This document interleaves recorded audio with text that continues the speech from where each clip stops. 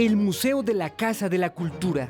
En dicho lugar se encuentran las banderas del Ejército de Oriente y objetos pertenecientes a los soldados que participaron en las batallas de 1862 y que pertenecían a los municipios de Tetela, cuadros e historias de personajes ilustres. Este lugar está abierto para que lo visites.